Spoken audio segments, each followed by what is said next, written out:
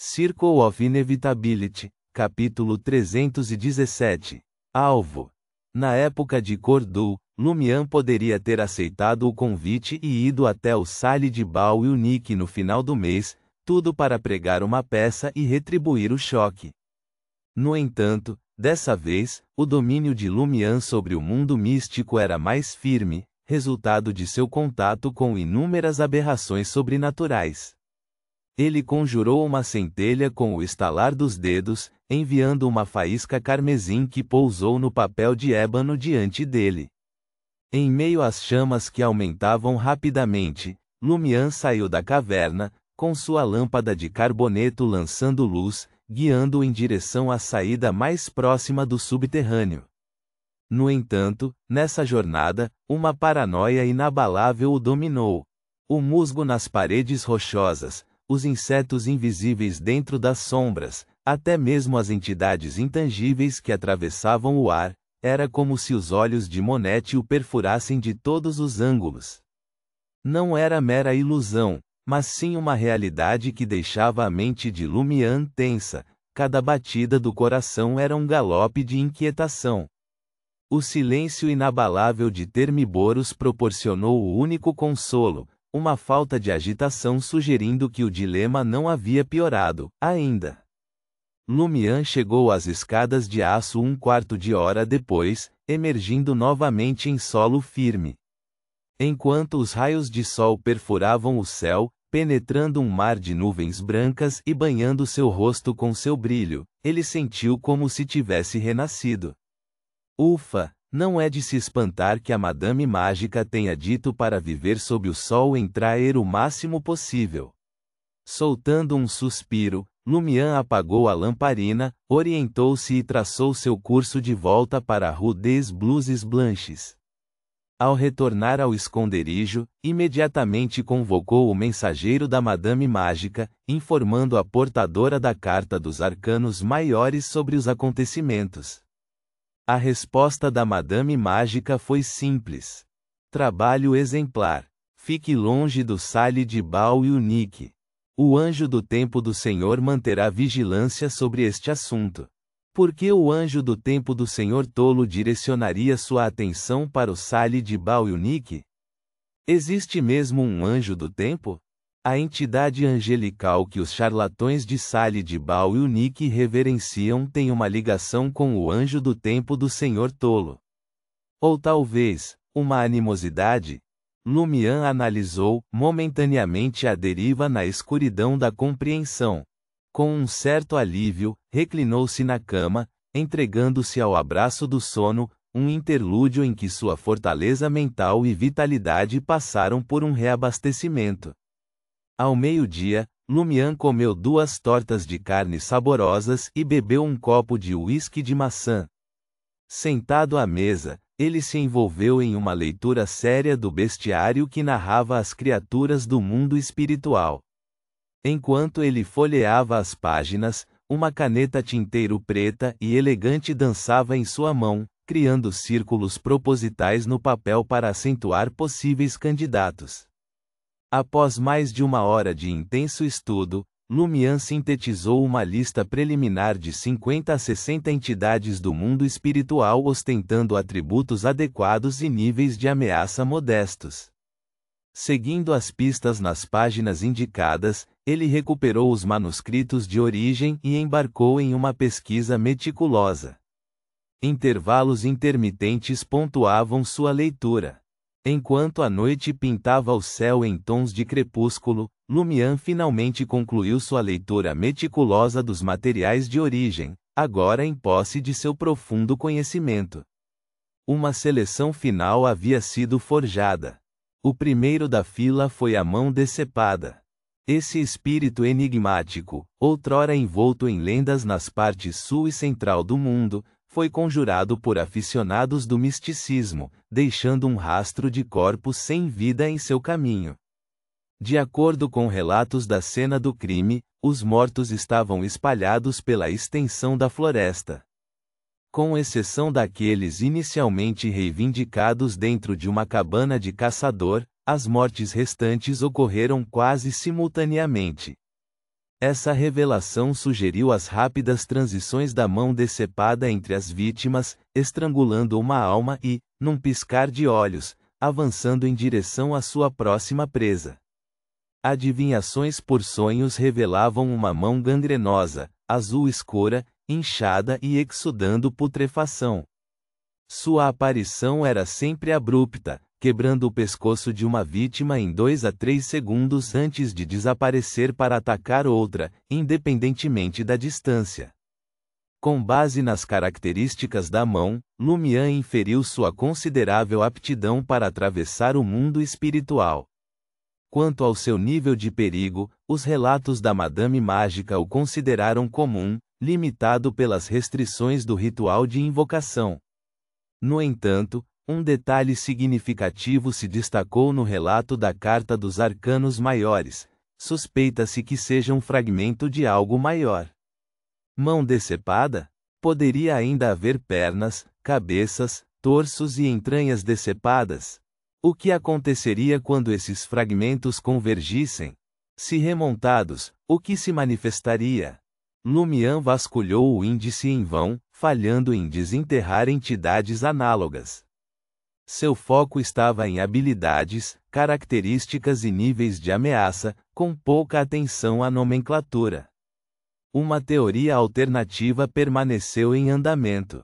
As contrapartes da mão decepada restantes podem residir dentro das categorias poderosas e perigosas, evitando o estudo de Franca, Jena e dos coelhos do conhecimento. Caso a esperada capacidade de travessia do mundo espiritual se mostrasse ilusória, ou se o custo exigisse um preço insustentável, Lumian tinha um arsenal de alternativas à sua disposição. Em relação às habilidades de disfarce, ele desenvolveu uma preferência peculiar por uma criatura do mundo espiritual conhecida como Noiva Sem Cabeça. Este conto mítico foi tecido no coração do reino Hagent no continente sul. Começou com a história de uma jovem que ousou fugir com seu amado. Nas câmaras sombreadas de suas núpcias ocultas, seus parentes revelaram a cerimônia em volta. Em meio à assembleia de familiares e parentes, seu próprio irmão exigiu um fim rápido e brutal, cortando sua cabeça em nome da transgressão matrimonial e decreto ancestral. Talvez essa garota fosse especial para começar, ou talvez tenha entrado em contato com algo relacionado ao mundo espiritual durante sua fuga. Assim, inflamada pela agonia, fúria e rancor que a dominaram antes de sua morte, ela absorveu a essência do mundo espiritual, transmutando-se em uma criatura semelhante a um espírito maligno. Vestida com trajes nupciais escarlates adornados com enfeites dourados, ela caçou e enfeitiçou sua linhagem, submetendo-os a uma torrente interminável de catástrofes que duraram 3 décadas, até que sua linhagem foi quase totalmente apagada. No presente, a Noiva Sem Cabeça rondava o mundo espiritual, mudando de forma com arte calculada. Suas transformações seduziam seres incautos e viajantes desavisados, atraindo-os para mais perto de sua perdição em seu abraço implacável. Para um piromaníaco, esse era um alvo fácil com a proteção de um ritual. A alternativa da Noiva Sem Cabeça era o louva-a-Deus com rosto humano. Esta é uma criatura única do mundo espiritual. Quando ele estava vivo, ele era um playboy com elegância e boa aparência. Como educador em Sião, na província de Ornacis, na República de Intis, ele foi recebido com admiração e ardor tanto por damas ilustres quanto por jovens donzelas. Ele era talentoso em literatura, habilidoso em poesia e teve inúmeras amantes. Essa existência idílica teve um fim abrupto quando uma esposa rejeitada o denunciou à igreja como um bruxo, acusando-o de empregar feitiçaria para controlar mulheres. Agentes enviados pela Igreja do Eterno Sol Ardente investigaram o assunto, reunindo relatos de uma multidão de homens locais. Surpreendentemente, seus testemunhos ecoaram as alegações na carta de reclamação. Estranhos uns aos outros, as narrativas desses homens convergiram em simetria perturbadora. Em contraste, as damas e jovens donzelas atestaram firmemente seu envolvimento voluntário, defendendo fervorosamente as ações do playboy. Em meio ao ressentimento latente dos homens locais, o julgamento correu para uma conclusão. O playboy encontrou seu fim na fogueira. Após investigação posterior, as autoridades confirmaram sua inocência, revelando as acusações como uma construção de inveja e inimizade coletivas. É sugerido que um instigador estava nos bastidores. No mundo espiritual, a essência do playboy se metamorfoseou em um louva-a-Deus com aparência humana.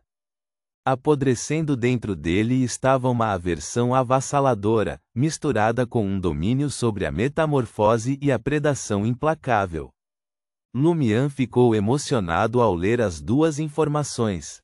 6 anos como vagabundo o fizeram conhecer a ignorância que ensombrava a vida na aldeia. Disso, ele deduziu que nem todos os habitantes do mundo espiritual surgiram do útero da natureza. Em vez disso, sob circunstâncias excepcionais, as almas de humanos falecidos podiam se transmutar em criaturas espirituais duradouras. Uma explicação plausível para assombrações.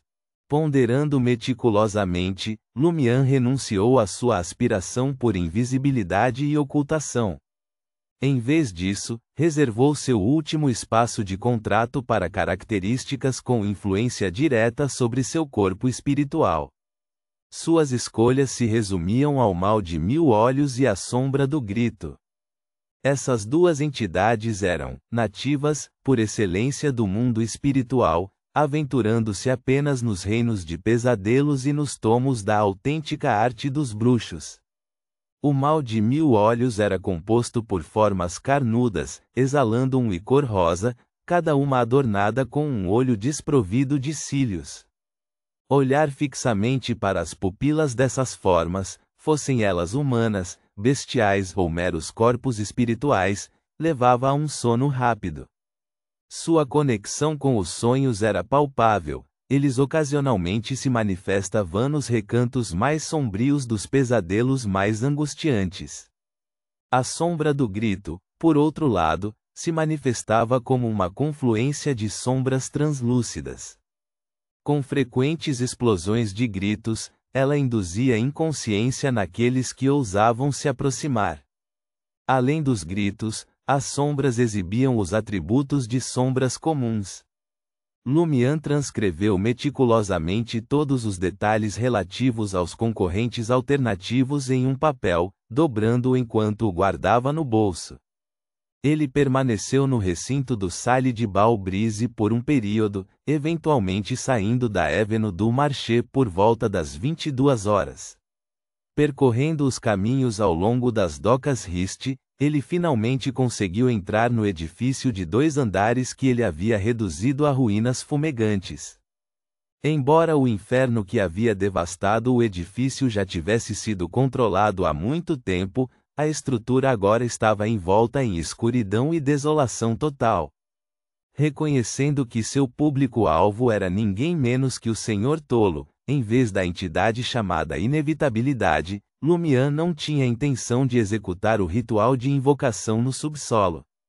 Essa escolha estratégica era evitar quaisquer encontros potenciais com os vigaristas estranhos e perigosos do Salle de Bal-Unique. Seu objetivo principal era localizar um lugar isolado, longe de olhares curiosos.